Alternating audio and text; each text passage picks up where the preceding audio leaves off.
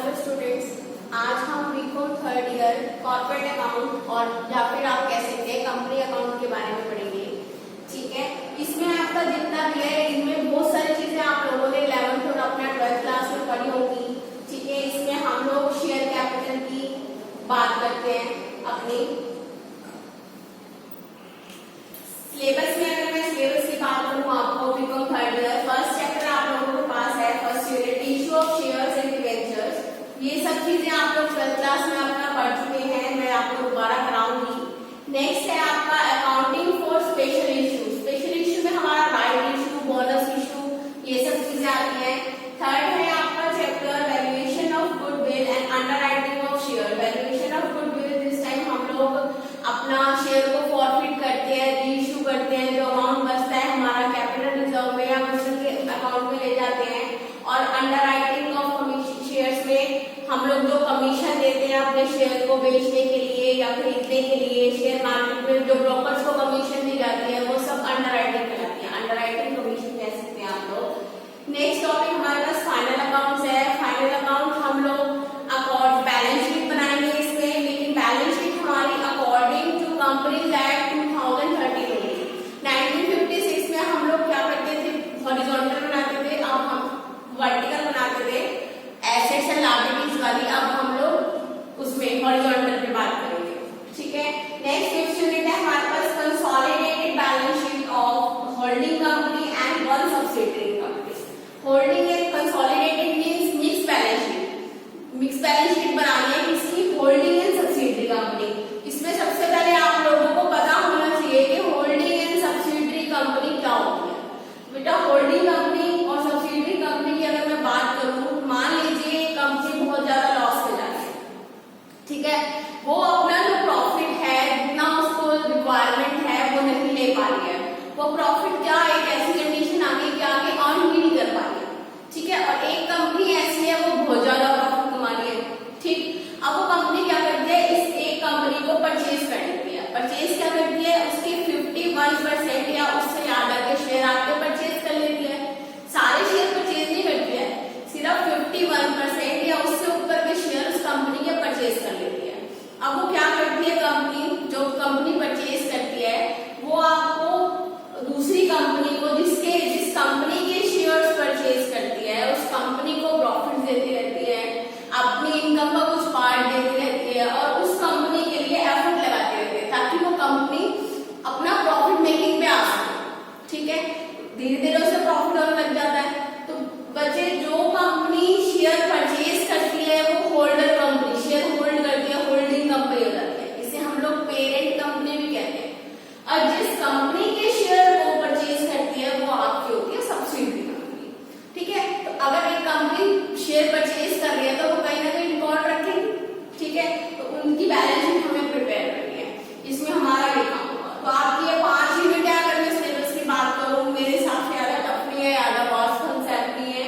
ठीक है, first chapter की अगर मैं बात करूं issue of shares and debentures, आप लोगों ने 12th में पढ़ा होगा issue of shares company account के चैप्टर में।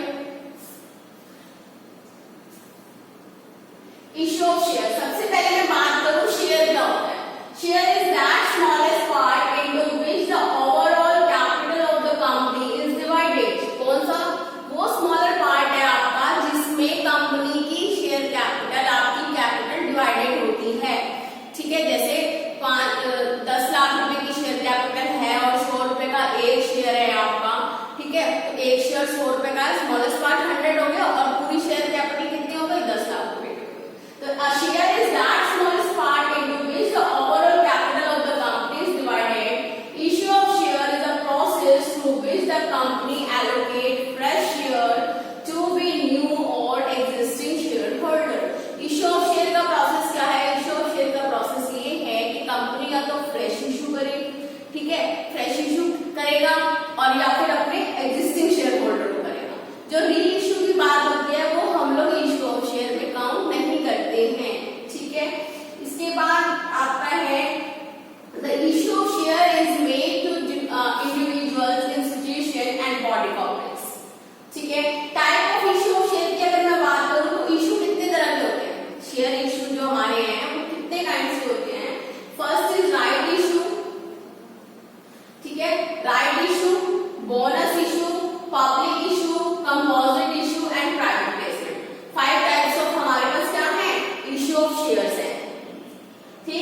फर्स्ट मैं बात करती हूँ पब्लिक इशू की।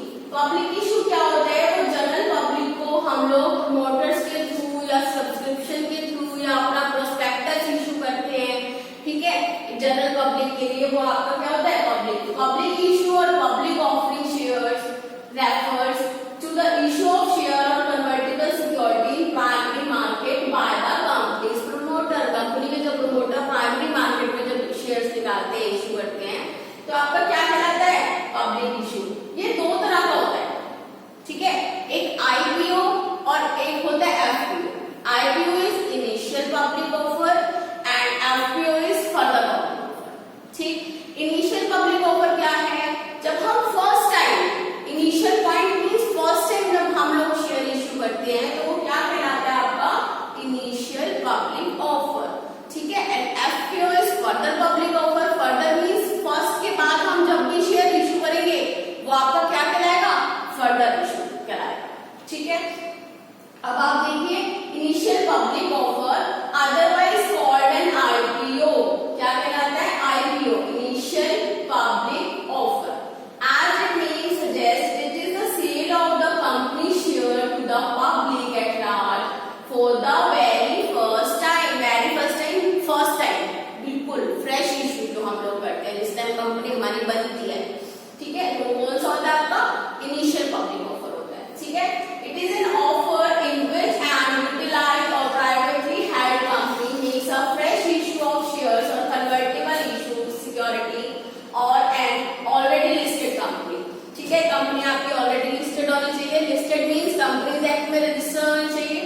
नेक्स्ट है आपका फर्दर पब्लिक ऑफर। फर्दर मैंने आपको बता दिया पहले। इनिशियल क्या होता है? इनिशियल आपका होता है फर्स्ट इशू। फर्स्ट इशू करने के बाद आप लोग जब भी अलग अलग और भी इश्यूज करेंगे शेयर्स के, तो वो आपका क्या हो जाएगा? फर्दर इशू हो जाएगा। नेक्स्ट है आपका राइट इशू। अब राइट इशू क्या होता है? राइट इशू हम लोग एग्जिस्टिंग शेयर होल्डर को देते हैं। एग्जिस्टिंग शेयर होल्डर को देते हैं तो हम लोग क्या करते हैं? थोड़ा वो कंसेशनल रेट पे देते हैं। कंसेशनल रेट पे जब हम लोग इशू करते हैं तो वो क्या कहलाता है? राइट इशू कहलाता है। न्यू शेयर होल्डर को नहीं होता ये एग्जिस्टिंग शेयर होल्डर को होता है, ठीक है। देखो यहाँ पर in a right issue share और convertible security are offered to the existing share holder on a concessional rate. किसको ऑफर होते हैं? एग्जिस्टिंग शेयर होल्डर को होते हैं इन अ कंसेशनल रेट। मतलब 10 रुपए का शेयर है तो 8 रुपए का, 6 रुपए का, 5 रुपए का, कितना भी हो सकता है, लेकिन 10 का 10 में नहीं होगा। 10 का 10 में होगा तो वो तो फर्दर इशू हो जाएगा या फिर फ्रेश इशू होगा आपका, ठीक है। कंसेशनल रेट पे होगा और सिर्फ एग्जिस्टिंग शेयर होल्डर का होगा, ठीक। तो क्या कहलाएगा? आपका राइट इशू कहलाएगा, ठीक है। Fifth the main aim of issuing right share is to raise additional fund by offering share to existing equity shareholder, ठीक है।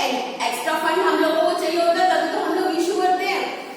इन the proportion to their holding rather than making a fresh issue. तो ये fresh issue नहीं होता है, ठीक है। Next आपका है कंपोजिट इशू। अब कंपोजिट इशू क्या होता है? कंपोजिट इशू होता है जब हम एक के बाद एक इशू करते हैं। एक के बाद एक इशू करने का मतलब है आपका, पहले आप लोगों ने पब्लिक इशू करा, पब्लिक इशू करते ही साथ के साथ आप लोगों ने राइट इशू करा, ठीक है। पब्लिक इशू आपका सेम बिल्कुल सिंपल इशू हो जाएगा। और राइट इशू आपका क्या होता है? राइट इशू आपका वही कंसेशनल रेट पे एग्जिस्टिंग शेयर होल्डर्स को होता है। तो ये क्या हो जाएगा? आपका कंपल्सरी इशू। इसमें कंपनी क्या करती है? पहले ही प्लान कर लेती है कि हम लोग पहले फ्रेश इशू करेंगे और उसके बाद हम लोग क्या करेंगे? राइट इशू करेंगे। तो पहले से कंपनी ने प्लान करके रखा, तो ये क्या हो जाएगा? कंपोजिट। अदरवाइज ऐसा है, एक साल आप लोगों ने पब्लिक इशू करा, एक साल आप लोगों ने राइट इशू करा, तो वो नहीं होगा। ये हैंड टू हैंड साथ के साथ थोड़े ही टाइम गैप में आपका मेंटेन होता है। नेक्स्ट आपका बात करते हैं बोनस इशू। अब बोनस इशू की बात करें हम लोग, तो बोनस इशू हम लोग किसको देते हैं? As the name itself suggest, it is a free additional share distribution to current share holder in proportion to the fully paid up equity share held by them on a particular date। Bonus issue, right issue में आप लोगों ने क्या करा था? Right issue में हम लोगों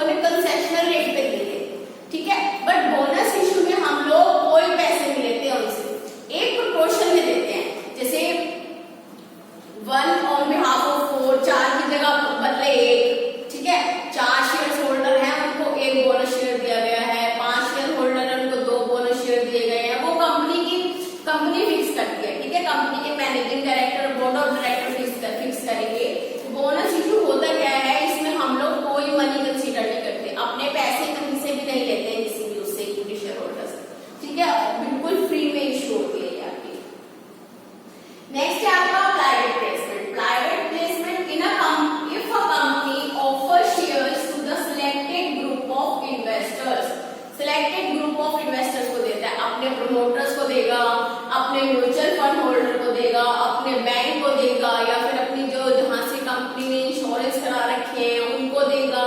ठीक है, तो आपका क्या होता है प्राइवेट प्लेसमेंट, प्राइवेटली कंपनी ने दिए हैं, पब्लिक में इशू नहीं डाला, पब्लिक में इशू डालेगा, पब्लिक में प्रोस्पेक्टस जाएगा, तो वो तो फर्स्ट पार्ट हम लोगों ने जो पढ़ा है पब्लिक इशू में आ जाएगा। ये प्राइवेट प्लेसमेंट की बात कर रहा है, प्राइवेट प्लेसमेंट कंपनी ने डिसाइड कर रखा है कि हम इसी जगह पर अपने शेयर देंगे। ठीक है, जैसे कि इसमें मैंने लिखा गया है which can be mutual funds, banks, insurance companies, pension funds and so further to raise capital. It is called private placement. Next है हमारे पास types of share capital. अब हम लोग बात करते हैं जो हम लोगों ने 12th में ऑलरेडी पढ़ा था, that is types of share capital. पढ़ा था हम लोगों ने, ऑथराइज्ड शेयर कैपिटल होती है, ठीक है, उसके बाद इशूड होती है, पेड अप होती है, फुली पेड अप होती है, नॉट फुली पेड अप होती है, ये सब चीजें तो पढ़ी होती है आप लोगों ने। ठीक है, नहीं भी पढ़ी है तो मैं आप लोगों को बता देती हूँ। जब हम लोग अपने शेयर गवर्नमेंट से ऑथोराइज कराते हैं तो वो आपकी क्या होती है ऑथोराइज्ड शेयर कैपिटल होती है। ठीक है, ऑथोराइज्ड शेयर कैपिटल में से जितना, मान लीजिए हम लोगों ने 50 लाख की ऑथोराइज्ड शेयर कैपिटल ली, ठीक है, अब हम पब्लिक में इशू कराना चाहते हैं। ठीक, अभी हमें फंड की रिक्वायरमेंट 50 लाख की है नहीं, तो हम सारा का सारा शेयर अपना पब्लिक में इशू नहीं करेंगे, कुछ हम लोग अपने पास बचा लेंगे। तो मान लीजिए 50 में से आप लोगों ने 30 का क्या करा पब्लिक इशू डाल दिया।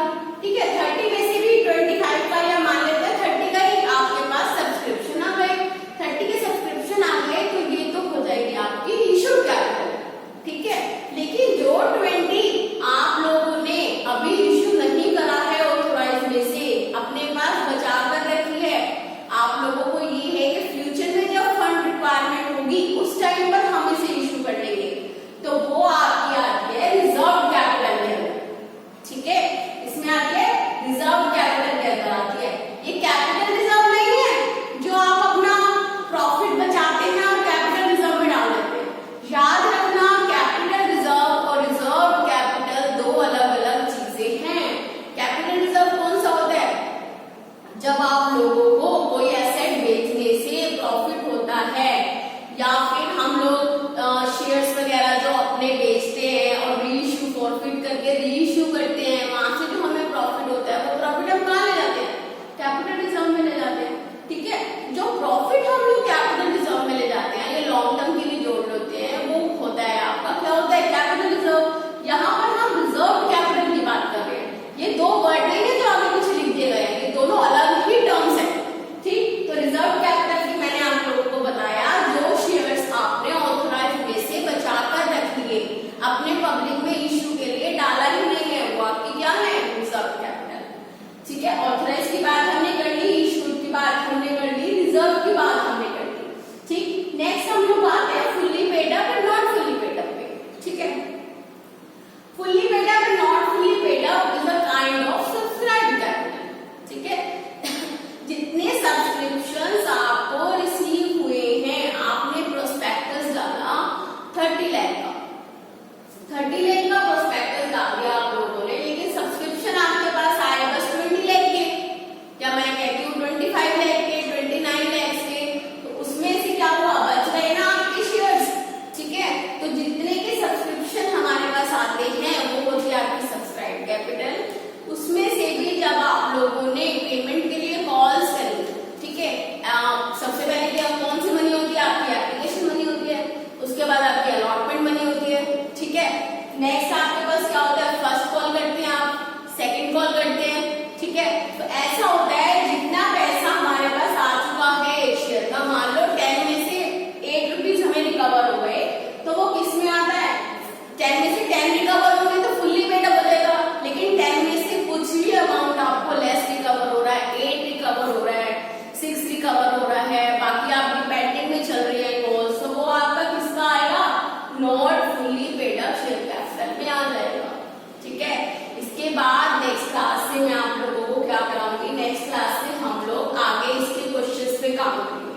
ठीक है, किस तरह से शेयर कैपिटल इशू करनी है,